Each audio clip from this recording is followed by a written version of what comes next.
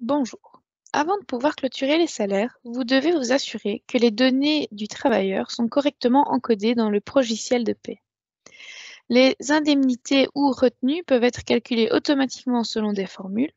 Cela concerne par exemple les chèques repas, l'avantage en nature et le remboursement de frais. Avec cette vidéo, nous vous montrons comment enregistrer des formules pour un nouveau collaborateur et comment effacer ou ajouter des formules rétroactivement et à l'avance. Nous allons tout d'abord vous montrer les différents types de formules qui existent dans le logiciel de paie. La formule A à utiliser si un montant fixe doit être payé ou retenu chaque mois avec un facteur.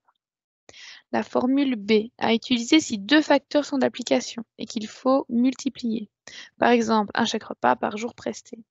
Le chèque repas est un facteur et le jour presté en est un autre. La formule C. Cette formule est utilisée s'il y a une combinaison de 3 opérations et de 2 facteurs.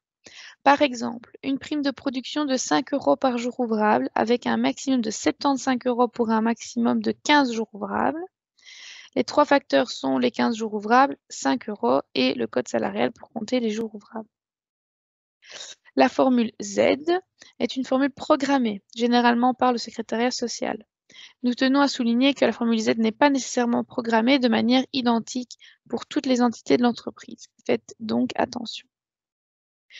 Dans notre exemple, Laurent Legrand rejoint l'entreprise. Un certain nombre de formules fixes doivent être indiquées. Vous pouvez les retrouver dans le dossier Travailleur, Fonction, Contrat. Allez ensuite dans Formules. Les formules suivantes doivent être indiquées. Prime travail du samedi. Le travailleur reçoit 5 € pour chaque samedi où il travaille.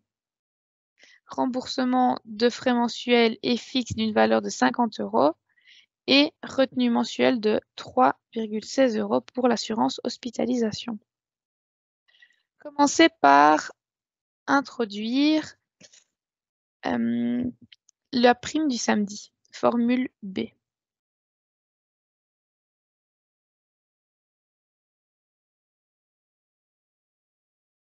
Indiquez le code salarial, soit 1701, dans le cas qui nous occupe. Dans facteur A, indiquez la valeur de la prime qui doit ensuite être multipliée par le code salarial pour le travail du samedi.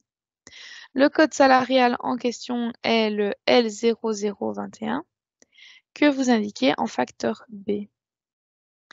Comme le remboursement des frais comprend un montant mensuel fixe, nous travaillons ici avec une formule A. Le code résultat est 3100 avec un montant fixe de 50 au facteur A. Pour l'assurance hospitalisation, nous utilisons à nouveau une formule A. S'agissant d'une retenue, nous utilisons le code salarial 3902 et ajoutons ensuite 3,16 au facteur A. Cliquez sur Enregistrer. Nous tenons à vous informer que les formules sont enregistrées sur la période de paie en cours. Si les formules doivent être modifiées rétroactivement, procédez comme suit. Allez dans le dossier Saisie des salaires, puis choisissez la fonction Formule période de paie. Vous pouvez choisir de contrepasser une formule existante dans les périodes déjà clôturées. Accédez au mois concerné au moyen des flèches de navigation en haut de l'écran. Pour être certain que la formule que vous voulez contrepasser, cliquez d'abord sur Données clôturées. Vérifiez ensuite quelle formule doit être décochée. Dans notre exemple, la formule A3901. Reprenez cette formule dans la présentation actuelle, mais décochez-la. Cela vous permet d'effacer une formule. Cliquez sur Enregistrer.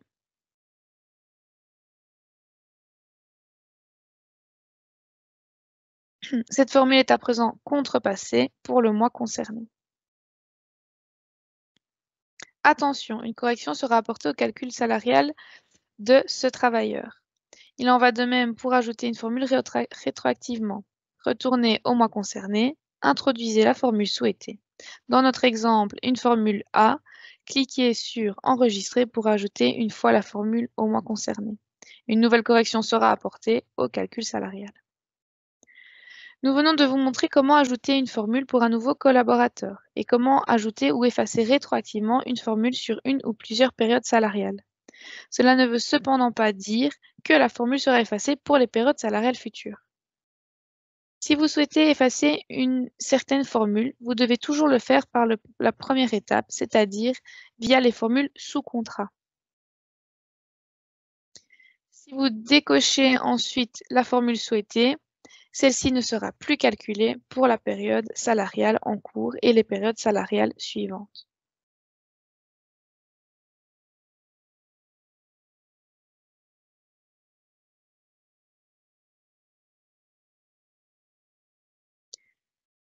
Nous aimerions également vous signaler que le bouton Aide ou la touche F1 vous permet d'accéder à tous les fichiers d'information d'eBlocks.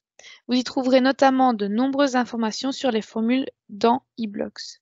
N'hésitez pas à y jeter un coup d'œil.